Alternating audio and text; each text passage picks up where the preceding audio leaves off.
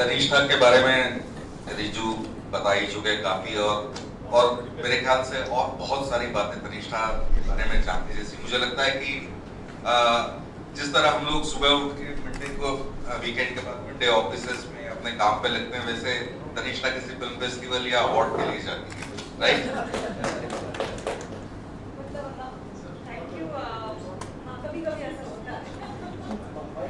अगर मैं तनिष्ठा की बात करूं, उस तरह के टीचर्स होना जो उस इन्वॉल्वमेंट के साथ एक अलग आइडियोलॉजी के साथ स्टूडेंट्स को डील करें, या जो रेगुलर प्रोसेस चल रहा है अभी तक, क्या रास्ता आप सही मानती है as a teacher?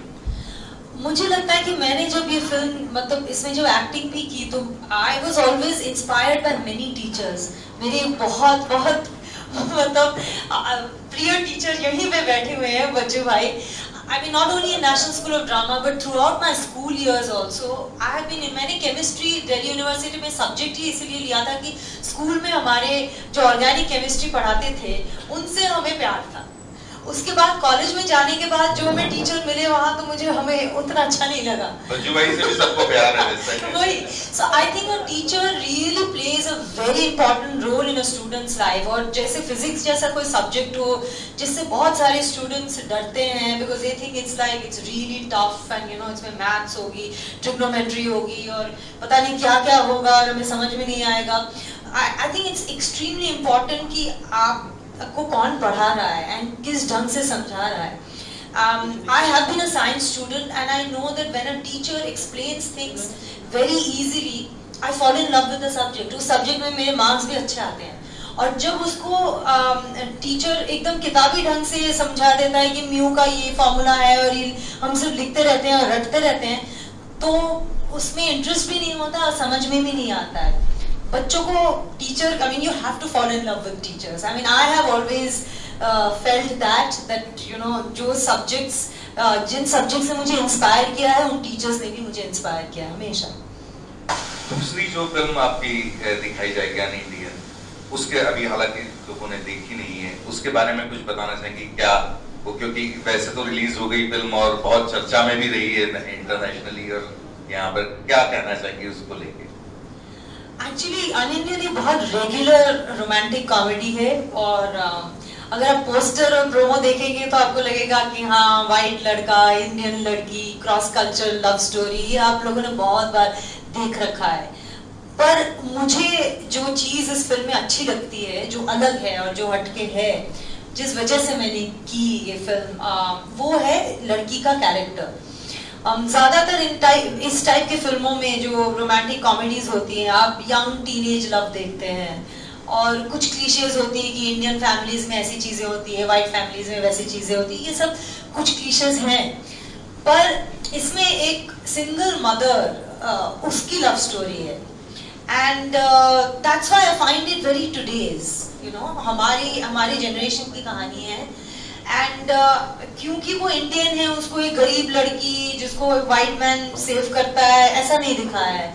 She is very educated, she has an MBA, she has a very good job, वो अपने काम में बहुत अच्छा कर रही है और अपने बेटी के साथ मतलब एक जिंदगी जी रही है जहाँ पे she is not seeking a man, but वो होता है, वो किसी से मिलती है जिससे एक रिलेशनशिप होता है and then she stands for her love and not certain very regressive traditional values। और इस रिलेशनशिप में जो जेंडर चेंजेस हो रही हैं उसको भी बड़े सटल ढंग से दिखाया गया है because she is the one who is the earning you know member and Brett's character is somebody who still lives with his room, you know, his flatmates, but she has a beautiful house, she is independent and he teaches Aussie English which in an Indian community they don't even think it's a profession। तो ये सब चीजें मतलब इन सब चीजों को मतलब weave किया गया है। So it's a very today's progressive love story and the woman's character is fiercely independent। वो चीज मुझे बहुत अच्छी लगी और एक बहुत मतलब हल्के फुल्के ढंग से कुछ बॉलीवुड एलिमेंट्स भी हैं उसमें जिसको बहुत अच्छे से वीव किया गया है, तो मजा आया। और ब्रेड के साथ काम करने में बड़ा मजा आया क्योंकि एक वो रहता है कि अरे क्रिकेटर ने एक्टिंग की है, पता नहीं अच्छा एक्टर नहीं होगा, पर ऐसा नहीं है। आप जब फिल्म देखेंगे you will be really very pleasantly surprised because is very natural in front of the camera and his comic timing is quite amazing. ऐसा कहते हैं कि एक्टर हमेशा आसपास से कुछ ना कुछ खाता है, तो ब्रेटली जैसे क्रिकेटर के साथ क्या चीज ऐसी रही कि जो आप लेके आए साथ? मुझे लगा कि मतलब मैं जब पहली बार हम लोगों ने रिहर्सल्स शुरू की तो ब्रेट ने मुझे कहा कि he was very nervous because he is working with a seasoned actress. But after 2 days of rehearsals, I was nervous because I was working with a child and an actor who's who's a debut. No one's going to judge them. सबको लगेगा कि अरे ये तो वही तनिष्ठा चैटर्जी है. They're all going to judge me and मतलब मुझे actually nervousness महसूस हुई because they were very good.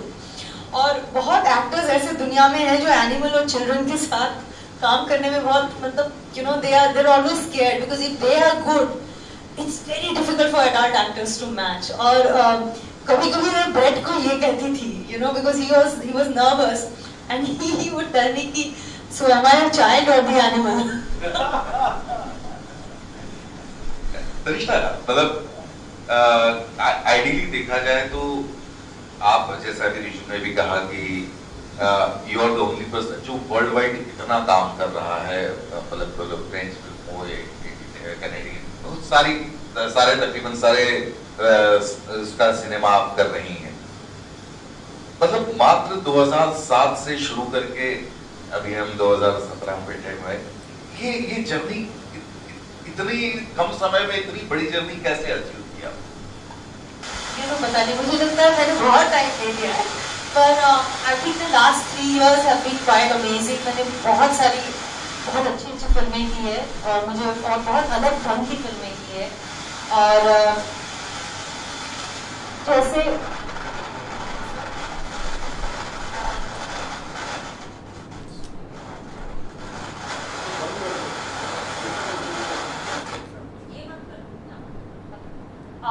जैसे आपने कहा कि इस फेस्टिवल में मेरी 2 पिक्चरें हैं, but last like 2-3 years I've been lucky कि बड़े फेस्टिवल्स में, मतलब टोरंटो में मेरी 2 पिक्चर्स थी लास्ट ईयर।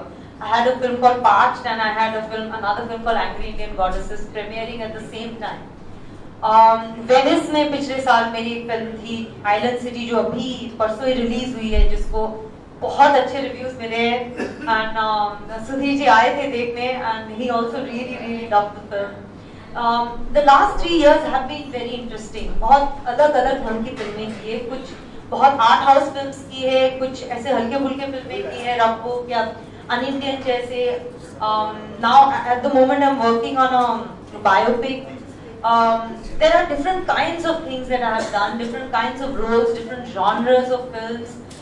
बाहर भी काम किया है, मतलब British, French, American film makers के साथ, ऑस्ट्रेलियन फिल्म मेकर्स के साथ, इंडिया में भी I've just done a Marathi film also. तो मजा आ रहा है, बहुत ज्यादा मजा आ रहा है। मतलब तमाम सारी ये फिल्में करने के बाद, मतलब मतलब ये डेफिनेशन जो है कमर्शियल सिनेमा और पैरेलल सिनेमा, इसको इंडस्ट्री मानती नहीं, लेकिन फिर भी कहीं ना कहीं एग्जिस्ट करता है और तनिष्ठा को कहा जाता है प्रिंसेस ऑफ पैरेलल सिनेमा। ये तो पता नहीं है, मतलब किसी ने एक बार इंडिया टुडे या किसी ने एक बार ये लिखा था, उसके बाद से सब मतलब छापने लग गए उसको।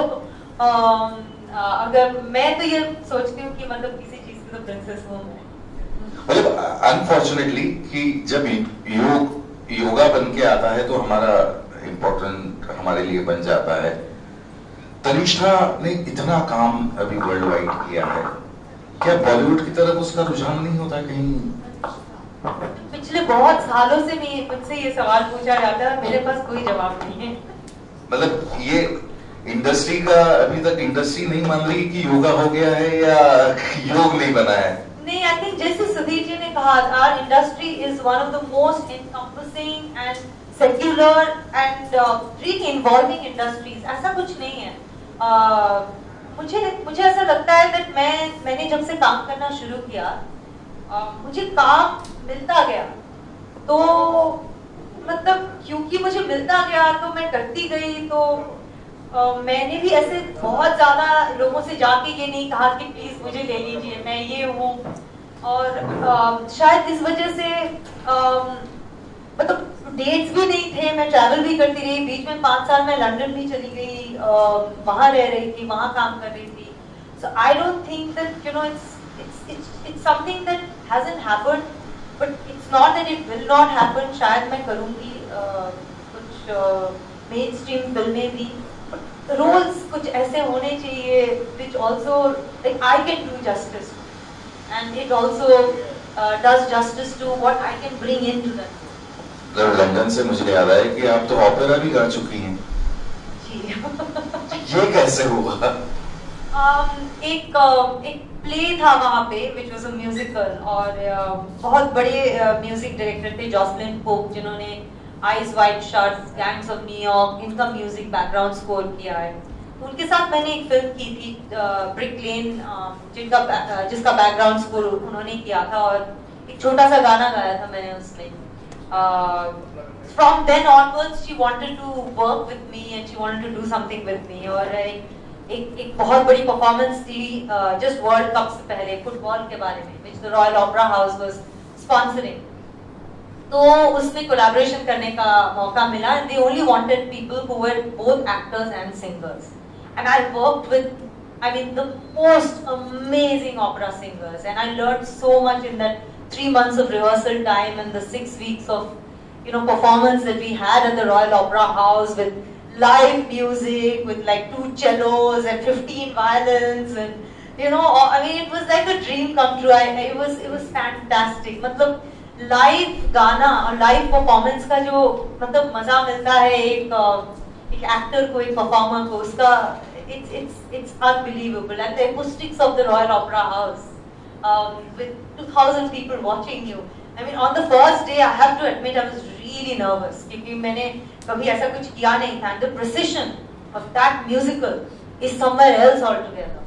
और क्योंकि हमारे इंडियन म्यूजिक में हम लोग काफी इम्प्रोवाइज करते हैं, बट वेस्टर्न म्यूजिक का फॉर्मेट जो है वो, क्योंकि आप इतने लोगों के साथ आपका कोऑर्डिनेशन रहता है, it is very very precise, and there was so much of physical movement also in it.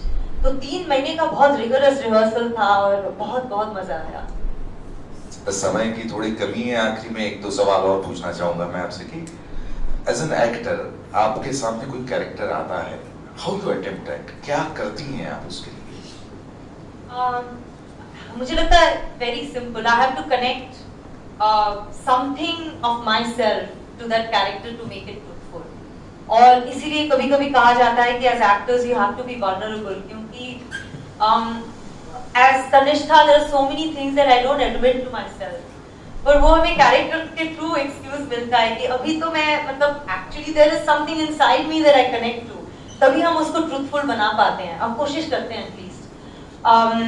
लेकिन हम उस गार्ड में कहते हैं ना कि ये तो मेरा कैरेक्टर है, यू नो, बट हम अच्छे डायरेक्टर्स के साथ जब काम करते हैं वही ट्रूथफुल निकालने की कोशिश करते हैं और आपको वो वल्नरेबिलिटी और वो स्पेस अलाउ करते हैं, तभी बहुत मजा आता है. And I think that's why acting is it's a great process of self-discovery, and through that you discover the world around you and people around you and stories around you. मतलब generally मैं एक सवाल पूछना चाह रहा हूँ कि कोई एक कैरेक्टर है वो आपने अटेम्प्ट किया, उसको अचीव करने की कोशिश की, पर वो कहीं छूट जा रहा है, कहीं पकड़ में नहीं आ रहा है, उस थॉट प्रोसेस को थोड़ा अगर बयान करें.